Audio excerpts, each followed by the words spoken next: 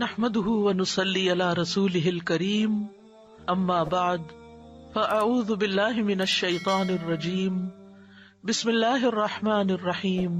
30 میں بھی پڑھتے ہیں کہ نبی صلی اللہ علیہ وسلم نے فرمایا جو شخص 10 بار قل هو اللہ احد پڑھتا ہے اس کے لیے جنت میں ایک محل بن جاتا ہے۔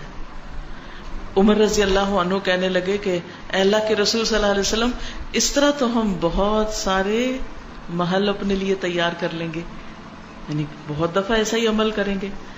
آپ نے فرمایا اللہ کے پاس اس سے بہت زیادہ ہے، بہت اچھا ہے، یعنی تمہارے گمان سے کہیں زیادہ ہے اس کے پاس۔ اور پھر آپ دیکھیے کہ ایک اور شخص کے بارے میں آتا ہے کہ وہ ایک بار ساری رات اسی سورت کی تلاوت کرتے رہے، اسی کی تکرار، اسی کی تکرار، اسی کی تکرار، قل هو اللہ احد اللہ الصمد لم یلد ولم یولد ولم یکن لہ کفوا احد۔ اور حقیقت یہ ہے کہ اگر آپ کسی وقت دعا کرنا چاہیں اور اللہ کے قریب ہونا چاہیں، اللہ تعالی کی قدرت اور عظمت کا احساس اپنے دل میں بٹھانا چاہیں تو آپ کو کیا کرنا چاہیے؟ بغیر گنے کئی بار قل هو اللہ احد۔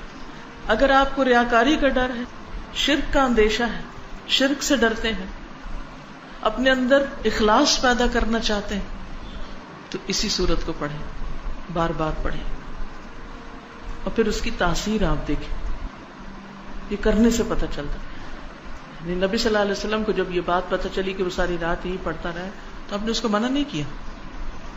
اس لیے اگر کوئی اس کو ایک سے زیادہ بار پڑھتا ہے تو کوئی منع نہیں ہے، لیکن اس کے لیے کوئی جگہ، کوئی وقت، کوئی گنتی، کوئی ہنسا، کچھ مقرر نہیں، کیونکہ ایک ہی آیت کا یا ایک سورت کا بار بار پڑھنا انسان کے اندر اس کا فہم زیادہ کرتا ہے، اس کے اندر غور و فکر اور تدبر زیادہ ہو جاتا ہے۔ تدبر کے لیے تکرار چاہیے ہوتی، بار بار پڑھو۔ ہم تو ایک دفعہ قرآن پڑھتے ہیں اور اس کے بعد بند کر کے وہ اوپر شیلف میں رکھ دیتے ہیں، مکمل ہو گیا، اب مزید اس سے کوئی کام نہیں۔ اس کی فضیلت یا اس کے بارے میں یہ بھی آتا ہے کہ یہ انسان کی بیماریوں کو دور کرنے والی۔ اب بیماریوں کو کیسے دور کرنے والی؟ سب سے بڑی بیماری اور علت کیا ہے؟ شرک۔ سارے غم ہی شرک کی وجہ سے آتے ہیں، ساری مصیبتیں شرک کی وجہ سے آتی ہیں، اللہ سبحانہ وتعالیٰ کی ناراضگی شرک کی وجہ سے آتی، چاہے شرک اکبر ہو چاہے شرک اصغر ہو۔ شرک اکبر تو بتوں کو پوجنا، اور شرک اصغر کیا؟ ریاکاری کرنا، دکھاوے کے کام کرنا، اپنے نیک کاموں پہ فخر کرنا، لوگوں کو بتانا کہ میں کیسا کیسا نیک ہوں۔